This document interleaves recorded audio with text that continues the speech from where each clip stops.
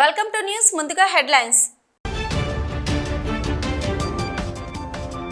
మాజీ మంత్రి ఎమ్మెల్యే గంగులను కలిసిన పలు సంఘాల నాయకులు సమస్యలను పరిష్కరించాలంటూ వినతి పత్రాలు. సానుకూలంగా స్పందించిన గంగుల పరిష్కారానికి కృషి చేస్తానంటూ హామీ.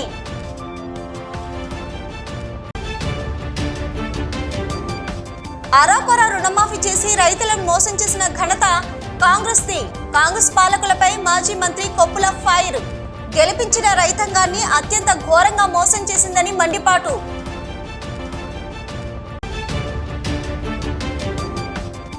శ్రావణ శుక్రవారం పురస్కరించుకొని ఘనంగా వరలక్ష్మి వ్రతాలు. భక్తులతో కిటకిటలాడిన ఆలయాలు. ఉమ్మడి జిల్లాకు ఆధ్యాత్మిక శోభ. కరీంనగర్ జిల్లా auto trolley mini goods union సభ్యులు మాజీ మంత్రి ఎమ్మెల్యే గంగుల కమలాకర్ను మర్యాదపూర్వకంగా కలిశారు. తాము ఎదుర్కొంటున్న సమస్యలపై వినతి పత్రాన్ని సమర్పించారు. ఈ సందర్భంగా వారి సమస్యలపై ఎమ్మెల్యేకు వివరించారు. స్పందించిన ఎమ్మెల్యే గంగుల సమస్యల పరిష్కారానికి కృషి చేస్తానని హామీ ఇచ్చారు. అదేవిధంగా కమన్పూర్కు చెందిన మాజీ సర్పంచ్ జింక సంపత్ ఆధ్వర్యంలో ఎమ్మెల్యేకు వినతి పత్రాన్ని సమర్పించారు. గ్రామంలో నెలకొన్న సమస్యలతో పాటు యాదవ కమ్యూనిటీకి చెందిన సమస్యలపై ఎమ్మెల్యేకు విన్నవించారు. అరాకొర రుణమాఫీతో రైతులను మోసం చేసిన ఘనత కాంగ్రెస్ కు దక్కుతుందన్నారు మాజీ మంత్రి కొప్పుల ఈశ్వర్. కరీంనగర్లో మీడియాతో మాట్లాడిన ఆయన అసెంబ్లీ పార్లమెంటు ఎన్నికల కోసమే అబద్ధాలు ఆడారన్నారు. మాయ మాటలతో గద్దెనెక్కిన కాంగ్రెస్ ఇప్పటికీ ఇచ్చిన హామీలు నెరవేర్చకుండా అదే అబద్ధాలతో పాలన కొనసాగిస్తూ నమ్మి గెలిపించిన రైతాంగాన్ని అత్యంత ఘోరంగా మోసం చేసిందని దుయ్యబట్టారు. ఒకే వేదికపై రుణమాఫీ గురించి మంత్రులు తలో మాట మాట్లాడడమే కాకుండా అబద్ధాలాడుతూ అడ్డంగా దొరికిపోయిన విషయాన్ని గుర్తు చేశారు. భట్టి విక్రమార్క రుణమాఫీకి 6,000 కోట్లు విడుదల చేశానంటే తుమ్మల నాగేశ్వరరావు 31,000 కోట్లు విడుదల చేశామంటున్నారని, ఇందులో ఏది నిజమో వారే చెప్పాలన్నారు.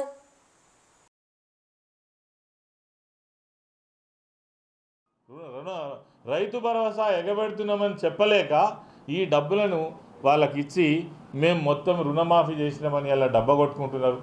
ఇంతకంటే మోసం, ఇంతకంటే దగ, ఇంతకంటే రైతులను వంచడం ఇంకెక్కడైనా ఉంటుందా? నాకు తెలిసి భారతదేశ చరిత్రలో ఏ ముఖ్యమంత్రి కూడా ఇంత ఘోరంగా రైతులను మోసం చేసినటువంటి ముఖ్యమంత్రి కానీ ప్రభుత్వం కానీ లేదని ఖచ్చితంగా చెప్పచ్చు. ఎందుకంటే మీరు చేసినటువంటి వాగ్దానాలు అన్నీ ఇన్ని కావు. 6 గ్యారంటీలు, 13 హామీలు, అంటే దాదాపు 100 హామీలు ఇచ్చి ఏది ఏమన్నా కానీ మాకు ఓట్లు వస్తే అయిపోయాయి, మాకు ప్రభుత్వం వస్తే అయిపోయాయి, నేను ముఖ్యమంత్రిని అయితే అయిపోయాయి. నువ్వే స్వయంగా చెప్తివి రైతులు నిజం చెప్తే నమ్ముతలేరు, అబద్ధాలే వాళ్ళకి కావాలని అబద్ధం చెప్పిందని నువ్వే చెప్తివి, ఒప్పుకుంటివి.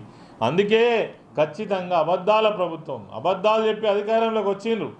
వస్తే కూడా పర్వాలేదు, వచ్చినాకనైనా మరి మీరు ఒక బాధ్యతతోటి నిజంగా ప్రభుత్వం ప్రజలకు మంచి పాలన అందిస్తారని చూస్తే మాత్రం ఎక్కడైతే అది కనబడతలేదు. ఘోరమైన మోసం, దగ.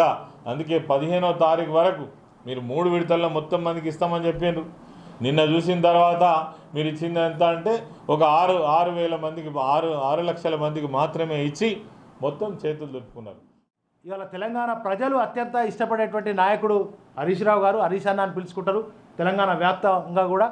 అటువంటి ఒక నాయకుని పట్టుకొని ముక్కు నేలకు రాయాలని, తీసి అక్కడ చెర్ల పారేస్తా అని, విసిరి కొడతా అని, ఇవన్నీ తప్పుడుగా చాలా రకాలుగా చులకనగా ఇష్టం ఉన్నట్టుగా ఇవాళ హరీష్ రావు గారిను మాట్లాడడం జరిగింది. వెంటనే ఇవాళ రాజీనామా హరీష్ రావు గారు చేసుడు కాదు. రాజీనామా హరీష్ రావు గారు ఎప్పుడు అన్నాడు, ఏమన్నారు? రుణమాఫీతో పాటుగా నువ్వు 100 రోజులలో ఏదైతే చేస్తానన్నావో 13 హామీలు ఉన్నాయి, 6 గ్యారెంటీలు, అవన్నీ చేస్తే నాకు ఈ పదవే అవసరం లేదని చెప్పిండు. కానీ అలా నువ్వు ఏం అమలు చేసినావు? ఏది కూడా చేయలేదు. మరి రుణ విముక్తి చేసిన, స్వేచ్ఛావాయువులు ఇచ్చినా అని చాలా పెద్ద మాటలు, అబద్ధ మాటలు మాట్లాడడం జరిగింది.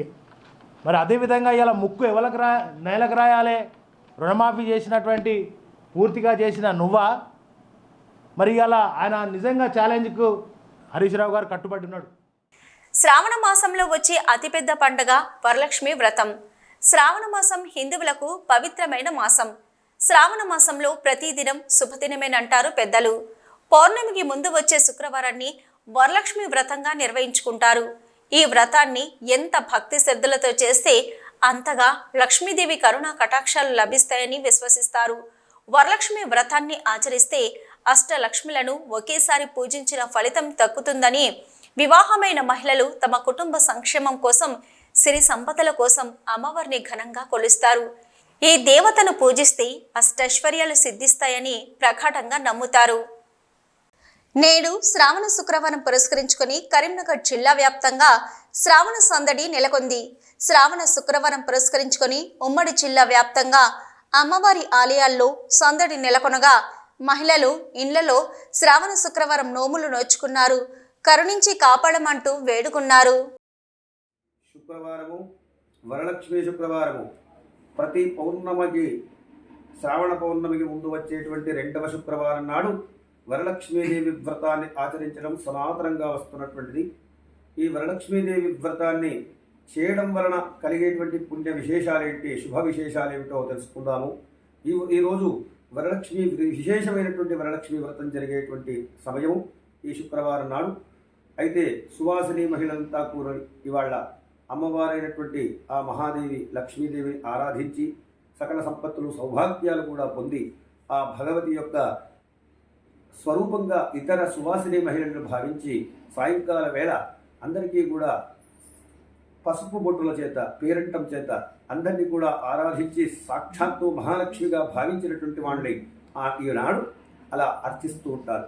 ఇలా ఎందుకు చేయాలయ్యా అంటే, పెద్దపల్లి జిల్లా ఓదేల మండల కేంద్రంలో ఓదేల గ్రామంలోని శివాలయంలో శ్రావణ మాసంలో వచ్చిన శ్రావణ శుక్రవారం రోజున వరలక్ష్మి వ్రతం సందర్భంగా ఆలయంలో భక్తి శ్రద్ధలతో పూజలు, శివునికి అభిషేకాలు చేసి అమ్మవారికి ఒడిబియ్యం పోసి సామూహిక సత్యనారాయణ వ్రతం ఆచరించిన భక్తులు.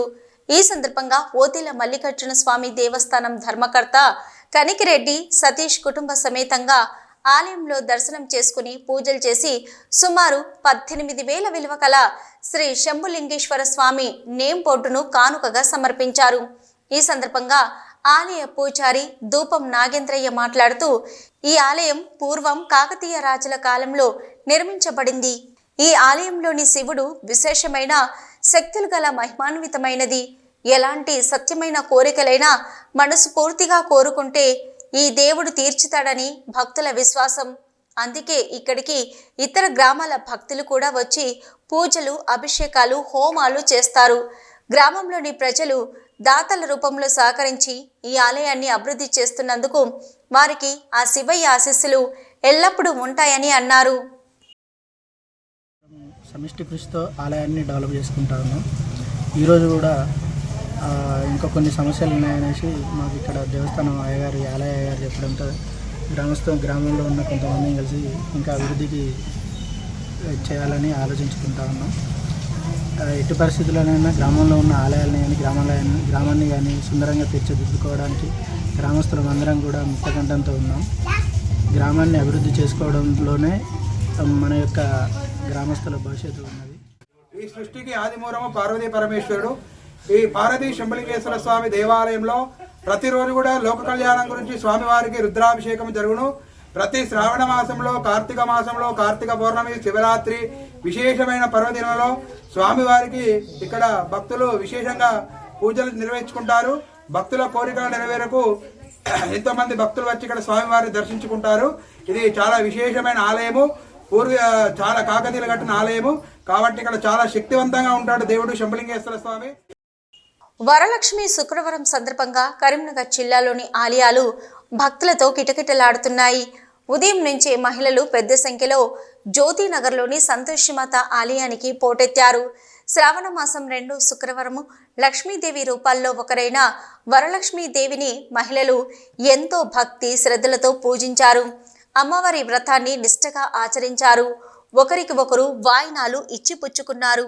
ఈ రోజున వరలక్ష్మీదేవిని పూజించి వ్రతం చేసుకుంటే కోరిన కోరికలు తీరుతాయని, వివాహిత స్త్రీకి దీర్ఘ సుమంగళి యోగాన్ని ఇస్తుందని భక్తుల ప్రగాఢ విశ్వాసం. అంతేకాదు, ఈ వ్రతం చేసుకోవడం వలన సిరి సంపదలు, సుఖ సంతోషాలు ఉంటాయని ఆలయ ప్రధాన పూజారి రామశర్మ తెలిపారు. శ్రావణ మాసం వరలక్ష్మి శుక్రవారం పురస్కరించుకుని మంతినిలో దేవాలయాలన్నీ ఆధ్యాత్మిక శోభను సంతరించుకున్నాయి.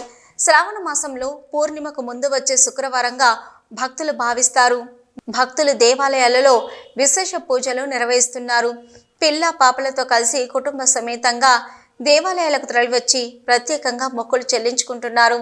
మంతిని పట్టణంలోని శ్రీ మహాలక్ష్మి దేవాలయం, లలితాంబిక దేవాలయం, వాసవి కన్యకా పరమేశ్వరి, సరస్వతి అమ్మవార్ల దేవాలయాలు శుక్రవారం సందర్భంగా భక్తులతో కిటకిటలాడుతున్నాయి. వరలక్ష్మి శుక్రవారం సందర్భంగా శ్రీ మహాలక్ష్మి దేవాలయానికి అధిక సంఖ్యలో భక్తులు తరలివచ్చారు. అమ్మవారికి ఒడిబియ్యము, సారెను సమర్పించి మొక్కులు చెల్లించుకున్నారు. ఆలయ ప్రాంగణంలో భక్తి శ్రద్ధలతో మహిళలు కుంకుమ పూజలు, వరలక్ష్మి వ్రతాలను అంగరంగ వైభవంగా భక్తి శ్రద్ధలతో నిర్వహించుకున్నారు. కుంకుమ పూజల అనంతరం మహిళలు ఒకరికొకరు వాయినాలు ఇచ్చిపుచ్చుకున్నారు. అనంతరం అర్చకులు భక్తులకు తీర్థ ప్రసాదాలు అందజేశారు. పెద్దపల్లి జిల్లా ఓదేల మండలం బయ్యమ్మపల్లిలో ఏర్పాటు చేసిన శుద్ధజల కేంద్రాన్ని ఎమ్మెల్యే చింతకుంట విజయ రమణారావు ప్రారంభించారు. శుద్ధజల కేంద్రాన్ని సద్వినియోగం చేసుకోవాలని సూచించారు. విజ్జన్న అయితే బాయమ్మపల్లె గ్రామ అభివృద్ధికి తాను ఎల్లవెల్లలా కృషి చేస్తానని హామీ ఇచ్చారు. మరి ఏం చేంజ్ అయింది? ఆనాడు ఇదే హనుమాన్ టెంపుల్ ముంగడ చెప్పిన మీ విజ్జన్నను గెలిపించుకునే బాధ్యత మీది. అవసరమైతే కలెక్టర్ ఆఫీసు ముందు కూర్చొనైనా మీ గింజ కటింగ్ లేకుండా చూసే బాధ్యత నాది అని చెప్పి ఆంజనేయ స్వామి టెంపుల్ ముంగట ప్రమాణం చేసి చెప్పిన మీకు ఇచ్చిన మాట ప్రకారంగా ఏ రైతు కూడా గింజ కటింగ్ లేకుండా ఇలా వడ్లు దించిపించడం, వడ్లు అమ్మించడం. మరి వడ్లు అమ్మినాక 3 రోజులకు 4 రోజులకు మీ అకౌంట్లలో డబ్బులు వేయించడం, మీరు ఎక్కడికి పోవాల్సిన అవసరం లేకుండా వేసినాం. ఇవాళ కూడా మీకు చెప్తా ఉన్నా, రేపు మళ్ళీ వర్షాకాలంలో మీరు అమ్ముకునేటువంటి ప్రతి గింజను కటింగ్ లేకుండా చూసే బాధ్యత మాది. ఇవాళ వడ్లు తడిచినా, రంగు మారినా, ములుకొచ్చినా, నల్ల వడ్డ ఏది మారినా, ఏది వచ్చినా మీ విజ్ఞాన ఉన్నాడు. నాదే బాధ్యత, నాదే రెస్పాన్సిబిలిటీ. మీరు ఏ రైస్ మిల్లుతో మాట్లాడాల్సిన అవసరం లేదు, ఎక్కడికి పోవాల్సిన అవసరం లేదు, ఏ అధికారుల చుట్టూ తిరగాల్సిన అవసరం లేదు. వడ్లు అమ్ముకొని బాధ్యత ఫ్యాన్ వేసుకొని మీరు ఇంట్లుంటే మీ అకౌంట్లో డబ్బులు వేసి మీకు వడ్ల కటింగ్ లేకుండా చూసే బాధ్యత నాది. మహిళల ఉచిత బస్సు ప్రయాణంపై కేటీఆర్ అనుచిత వ్యాఖ్యలకు నిరసనగా కేటీఆర్ దిష్టిబొమ్మల దగ్ధం చేయాలని కాంగ్రెస్ పిలుపునిచ్చింది. దీంతో కరీంనగర్ జిల్లా తిమ్మాపూర్ మండలం నుస్తుల్లపూర్ రాజీవ్ రహదారిపై కాంగ్రెస్ పార్టీ మండల అధ్యక్షులు మోరపల్లి రమణారెడ్డి ఆధ్వర్యంలో కేటీఆర్ దిష్టిబొమ్మను దగ్ధం చేశారు. అనంతరం కేటీఆర్ కు వ్యతిరేకంగా నినాదాలు చేశారు. తెలంగాణ మహిళలను కించపరుస్తూ బస్సులలో బ్రేక్ డాన్సులు, రికార్డింగ్ డాన్సులు చేయండి అంటూ కేటీఆర్ చేసిన వ్యాఖ్యలు వెనక్కి తీసుకోవాలని డిమాండ్ చేశారు. నిన్న రాష్ట్ర మాజీ మంత్రి మరి కేసీఆర్ గారి కుమారుడు, రాష్ట్ర మాజీ ముఖ్యమంత్రి కుమారుడు కేటీ రామారావు, కల్వకుంట్ల తారక రామారావు పేరు పెట్టుకొని మరి తెలంగాణ రాష్ట్ర ప్రభుత్వం కాంగ్రెస్ పార్టీ ఇచ్చినటువంటి 6 గ్యారంటీలలో మహిళలకు, ముఖ్యంగా మహిళలకు ఉచిత బస్సు ప్రయాణం కల్పించినటువంటి ఘనత కాంగ్రెస్ పార్టీ. రోజు వచ్చిన కాంగ్రెస్ ప్రభుత్వం పేదల ప్రభుత్వం, పేద ప్రజల బడుగు బలహీన వర్గాల పార్టీ కాంగ్రెస్ పార్టీ అని ఘంటాపదంగా మహిళలు చాలా గొప్పగా ప్రయాణం చేస్తున్నటువంటి మహిళలను కించపరిచినవు కేటీఆర్. వాళ్ళని రికార్డ్ డాన్సులు చేయమంటావా? సిద్దిపేట జిల్లా హుస్నాబాద్ అంబేద్కర్ చౌరస్తాలో మహిళలకు ఆర్టీసీ ఉచిత బస్సు ప్రయాణంపై కేటీఆర్ చేసిన వ్యాఖ్యలను నిరసిస్తూ కాంగ్రెస్ పార్టీ శ్రేణులు రాస్తారోకో చేపట్టారు. కేటీఆర్ దిష్టిబొమ్మ దహనం చేసి నిరసన వ్యక్తం చేశారు. గత బీఆర్ఎస్ ప్రభుత్వంలో మహిళలను చిన్నచూపు చూశారని, ఇప్పుడు కాంగ్రెస్ ప్రభుత్వం మహాలక్ష్మి పథకంతో మహిళలకు సముచిత స్థానం ఇస్తుంటే బీఆర్ఎస్ నాయకులు ఓర్వెలనితనంతో అనుచిత వ్యాఖ్యలు చేస్తున్నారని కాంగ్రెస్ మహిళా కార్యకర్తలు ఆరోపించారు. వెంటనే బేషరతుగా కేటీఆర్ చేసిన వ్యాఖ్యలను వెనక్కి తీసుకొని మహిళలకు క్షమాపణ చెప్పాలని డిమాండ్ చేశారు. కాంగ్రెస్ ప్రభుత్వం అధికారంలోకి వచ్చిన తర్వాత మహిళలకు ఉచిత బస్సు ప్రయాణం పథకం ప్రవేశపెట్టడం వల్ల బస్సులలో ప్రయాణికుల రద్దీ పెరిగింది. దీంతో బస్సుల్లో ప్రయాణించే పురుషులు తీవ్ర ఇబ్బందులు ఎదుర్కొంటున్నారు. మరియు సామాన్య ప్రజానీకం, దూర ప్రాంతాలకు వెళ్లే ప్రయాణికులు, పురుషుల సంఖ్య పెరగడం వల్ల బస్సులలో నిలబడే పరిస్థితి ఏర్పడుతుందని, అలాగే రాష్ట్ర ప్రభుత్వం పరిమితికి మించి ప్రయాణికులను నిబంధనలు ఏవైతే ఉన్నాయో ఆ నిబంధన బస్సులో కూడా వర్తింపచేయాలన్నారు. పరిమితికి మించి ప్రయాణికులను బస్సులలో ఎక్కియకుండా చర్యలు తీసుకొని ఈ జిల్లాల్లో నూతన బస్సుల సంఖ్యను పెంచే విధంగా ఈ తెలంగాణ రాష్ట్ర కాంగ్రెస్ ప్రభుత్వం యుద్ధ ప్రాతిపదికన కొనుగోలు చేసి ప్రయాణికులకు ఎలాంటి ఇబ్బంది కలగకుండా సురక్షితమైన ప్రయాణం జరిగేలా ప్రభుత్వం బాధ్యత తీసుకోవాలని కోరారు. పురుషులకు తీవ్రమైన ఇబ్బందులు ఎదుర్కొంటున్నారు. ఎందుకంటే దూర ప్రయాణాలకు వెళ్ళాలంటే నిల్చుండే పరిస్థితి ఏర్పడింది. కాబట్టి ఈ ప్రభుత్వం కొత్త బస్సులు కొనుగోలు చేస్తా అని చెప్పి ప్రకటన చేయడం జరిగింది. అది మాటలకే పరిమితం అవుతుంది తప్ప కానీ ఎక్కడ కూడా క్షేత్రస్థాయిలో బస్సులు అనుకూలంగా కనబడడం లేదు. ఎందుకంటే ఇప్పుడు మంచి రోజులు శ్రావణ మాసం, అలాగే స్కూళ్ళు పిల్లలకు విద్యార్థులకు సెలవులు వస్తున్న సందర్భంలో ప్రయాణికుల రద్దీ పెరుగుతుంది. కాబట్టి యుద్ధ ప్రాతిపదికన ఈ రాష్ట్ర కాంగ్రెస్ ప్రభుత్వం పల్లె వెలుగు బస్సులను కూడా గ్రామాల వారీగా గ్రామం టు గ్రామం తిరిగే విధంగా పల్లె వెలుగు బస్సులను సంఖ్య పెంచాలని, అలాగే కొత్త బస్సులు కొనుగోలు చేయాలని ఈ సందర్భంగా ఈ కాంగ్రెస్ పార్టీ ప్రభుత్వానికి విజ్ఞప్తి చేయడం జరుగుతుంది. పెద్దపల్లి జిల్లా కాల్వ శ్రీరాంపూర్ మండలంలో బంద్ ప్రశాంతంగా కొనసాగింది.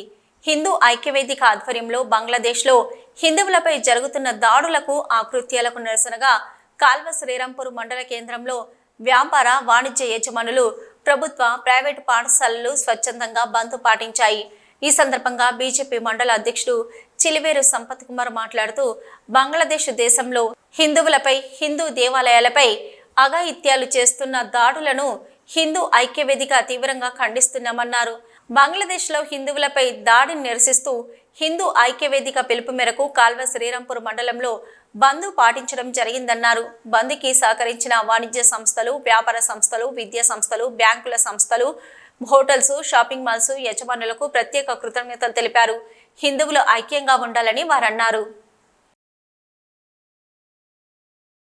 బంగ్లాదేశ్లో హిందువులపైన జరుగుతున్న దాడులకు నిరసనగా, హిందూ దేవాలయాలపైన జరుగుతున్న అకృత్యాలకు నిరసనగా హిందూ ఐక్యవేదిక ఈరోజు బంద్ పిలుపు ఇవ్వడం జరిగింది. దీనిలో భాగంగా కాల్వ శ్రీరాంపూర్ మండలంలోని కాల్వ శ్రీరాంపూర్ పట్టణానికి సంబంధించి రహదారుల వెంబడి పూర్తిగా స్వచ్ఛందంగా బంద్కు సహకరించడం జరిగింది.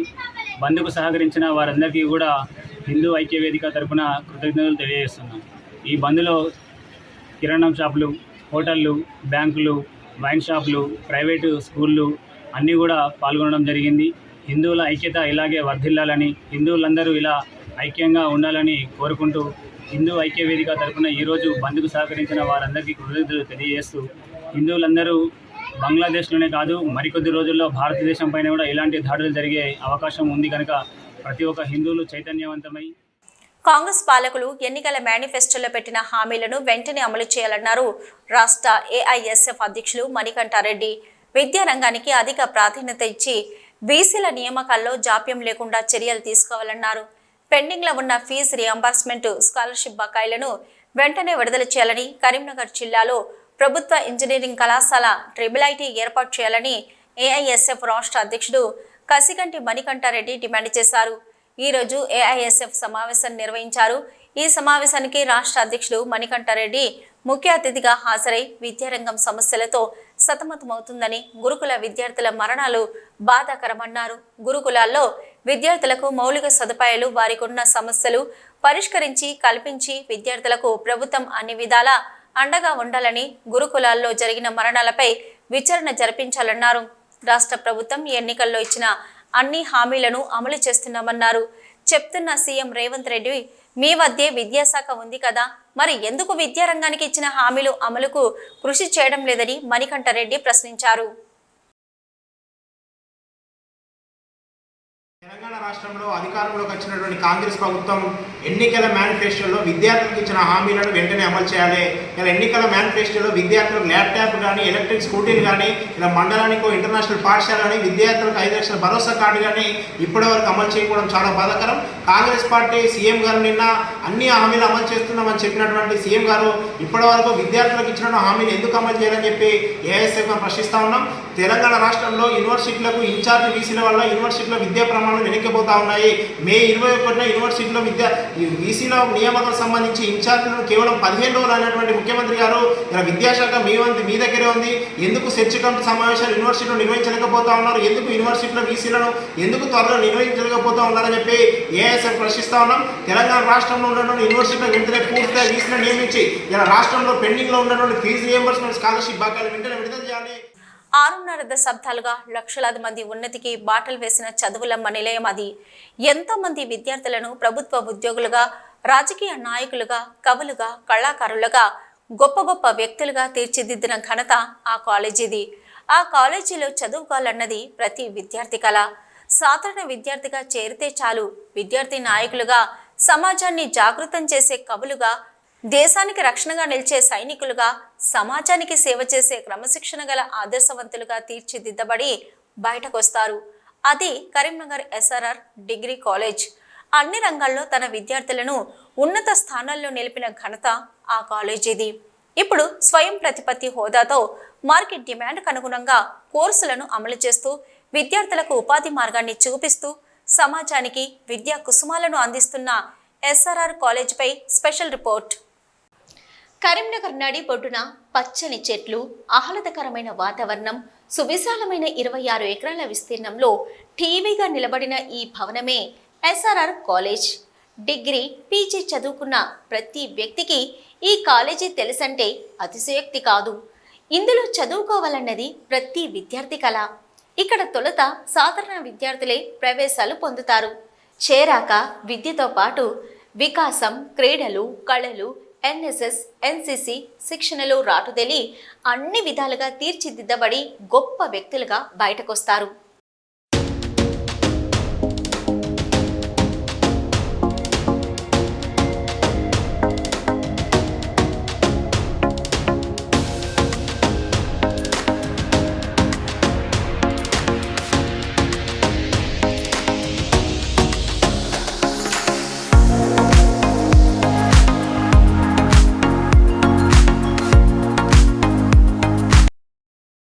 ఈ ఎస్ఆర్ఆర్ కాలేజీ ఒక్క కరీంనగర్ జిల్లాకే కాకుండా ఉత్తర తెలంగాణలోని 10 జిల్లాలకు వరంగా నిలుస్తుంది.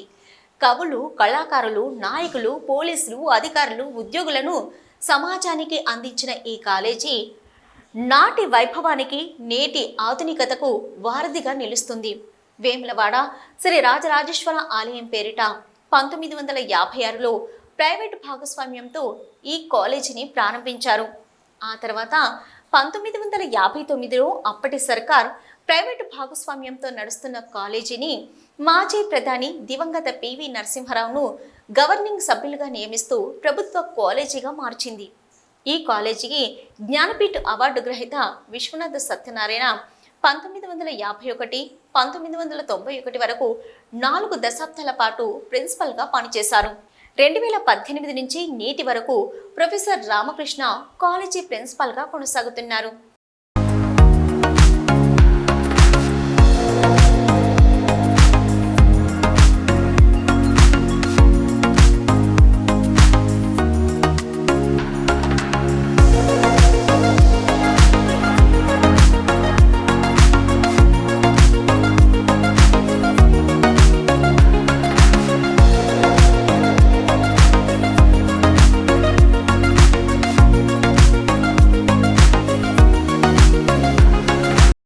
Indoor stadium, Miyawaki jungle, check dam, సువిశాల క్రీడా మైదానం ఈ కళాశాలకు ఉన్న ప్రత్యేకతలు.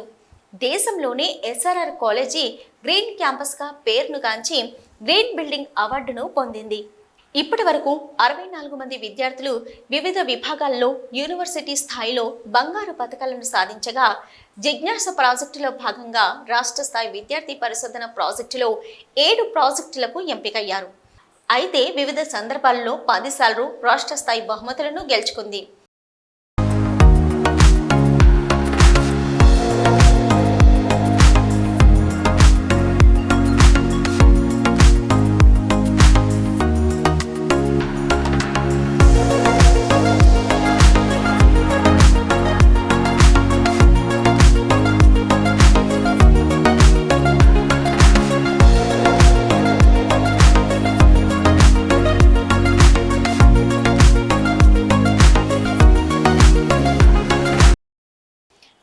నడిబొడ్డున మినీ యూనివర్సిటీగా పిలువబడే SRR arts and science degree మరియు పీజీ కాలేజీ 26 ఎకరాల సువిశాలమైన ప్రాంగణంలో విస్తరించి ఉంది. 45 డిగ్రీ కోర్సుల్లో 1620 సీట్లు అందుబాటులో ఉన్నాయి. 108 తరగతి గదులతో పాటు బోటనీ, జువాలజీ, బయోటెక్నాలజీ, మైక్రోబయాలజీ ఇలా 10 లేటెస్ట్ ల్యాబ్లు అందుబాటులో ఉన్నాయి.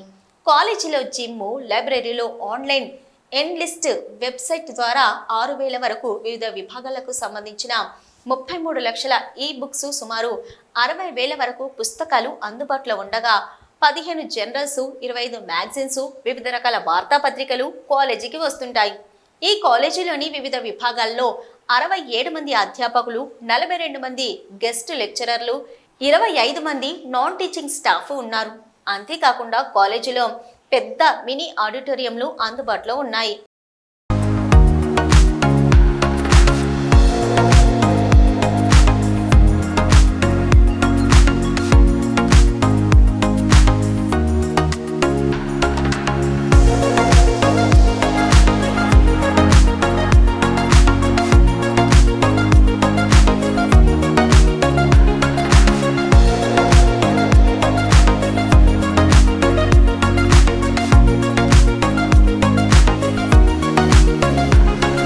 మార్కెట్ డిమాండ్కి అనుగుణంగా కోర్సులను రూపొందించడం ద్వారా విద్యార్థులకు ఉపాధి అవకాశాలను కల్పించడం ఎస్ఆర్ఆర్ కాలేజీ ప్రత్యేకత. ఇది గమనించిన యూసీజీ ఉన్నత విద్యా నిపుణుల కమిటీ కళాశాలను సందర్శించి వివిధ విభాగాలను క్షుణ్ణంగా అధ్యయనం చేసి మార్చి 2022లో స్వయం ప్రతిపత్తి హోదాను ప్రకటించింది. 2022-23 విద్యా సంవత్సరం నుంచి కాలేజీకి స్వయం ప్రతిపత్తి హోదాలోకి వచ్చింది. స్వయం ప్రతిపత్తి హోదాతో ఇక్కడే సొంతంగా పూర్తిస్థాయి పాఠ్య ప్రణాళికలను విద్యార్థుల అవసరాలకు అనుగుణంగా సిద్ధం చేయడం, దశల వారీగా పాఠ్య ప్రణాళికలను అమలు చేసుకునే వెసులుబాటు కలిగింది. కళాశాల వివిధ విభాగాల అధ్యాపకులు ఆయా కోర్సుల పాఠ్య ప్రణాళిక మండలికి అధ్యక్షులుగా వ్యవహరిస్తుంటారు. స్థానిక అవసరాలకు అనుగుణంగా అదనపు కోర్సులను, సర్టిఫికేట్ కోర్సులను ప్రవేశపెట్టి వాటిని సమర్థవంతంగా నిర్వహిస్తున్నారు. కాలేజీకి అటానమస్ హోదా వచ్చిన తర్వాత బీబీఏ, బీఎస్సీ హానర్స్, బీసీఏలతో పాటు basic beautician certificate course in mass communication and journalism అందుబాటులోకి తీసుకొచ్చారు. విద్యార్థుల్లో నైపుణ్యాలు పెంపొందించే విధంగా అనేక కార్యక్రమాలు చేపడుతున్నారు. కళాశాలలో రీసెర్చ్ డెవలప్మెంట్ సెంటర్ను ఏర్పాటు చేశారు. అంతేకాకుండా పరిశోధన కేంద్రం ఏర్పాటు కోసం శాతవాహన విశ్వవిద్యాలయానికి ప్రతిపాదనలు కూడా పంపించారు. యూజీసీ నిబంధనలను అనుసరించి ఎస్ఆర్ఆర్ కాలేజీ క్లస్టర్ కేంద్రంగా గుర్తించారు. దీంతో కరీంనగర్ ఉమ్మడి జిల్లాల్లోని ప్రభుత్వ డిగ్రీ కళాశాలలన్నీ ఇప్పుడు ఈ క్లస్టర్ కిందికి వచ్చాయి. భవిష్యత్తులో క్లస్టర్ కళాశాలలు డీమ్డ్ యూనివర్సిటీలుగా గుర్తింపు పొందే అవకాశం ఉంది. అంతేకాకుండా కాలేజీ అధునాతనమైన లైబ్రరీ విద్యార్థులకు అందుబాటులో ఉంది. వారి ఉన్నతికి తోడ్పడుతుంది. ఇక జ్ఞానదాహాన్ని తీర్చే చలివేంద్రంగా ఎస్ఆర్ఆర్ కాలేజీ బాసిల్లుతుందన్నారు ప్రిన్సిపల్ రామకృష్ణ. ఎంతో మంది గ్రామీణ ప్రాంత విద్యార్థుల భవిష్యత్తుకు బంగారు బాటలు వేసి వారిని గొప్పగా తీర్చిదిద్దిన ఘనత ఎస్ఆర్ఆర్ కాలేజీదంటున్నారు. ఎస్ఆర్ఆర్ కాలేజీలో అంతర్జాతీయ స్థాయి నైపుణ్యం కలిగి సుదీర్ఘమైన అనుభవం కలిగిన అధ్యాపకులు ఉన్నారు. ఎస్ఆర్ఆర్కు కొత్తగా ఫుడ్ సైన్స్ కోర్సు మంజూరైందని, త్వరలోనే బయోమెడికల్ కోర్సు తీసుకొచ్చేందుకు చర్యలు తీసుకుంటున్నామన్నారు. ఇక బీఎస్సీ ఆనర్స్ అనే కోర్సు హైదరాబాద్, వరంగల్ తర్వాత కేవలం ఎస్ఆర్ఆర్ కాలేజీలోనే అందుబాటులో ఉందని, కాలేజీలో చదువుకునే విద్యార్థులకు ఉపాధి అవకాశాలు కల్పించే దిశగా అడుగులు వేస్తామన్నారు. న్యూస్ ముగించే ముందు హెడ్లైన్స్ మరొకసారి. మాజీ మంత్రి, ఎమ్మెల్యే గంగులను కలిసిన పలు సంఘాల నాయకులు సమస్యలను పరిష్కరించాలంటూ వినతి పత్రాలు. సానుకూలంగా స్పందించిన గంగుల పరిష్కారానికి కృషి చేస్తానంటూ హామీ.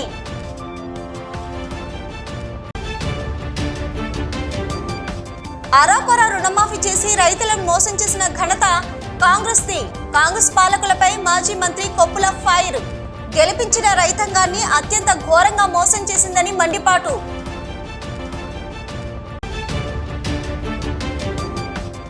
శ్రావణ శుక్రవారం పురస్కరించుకొని ఘనంగా వరలక్ష్మి వ్రతాలు. భక్తులతో కిటకిటలాడిన ఆలయాలు. ఉమ్మడి జిల్లాకు ఆధ్యాత్మిక శోభ. ఇవి ఇప్పటివరకున్న అప్డేట్స్. నమస్తే.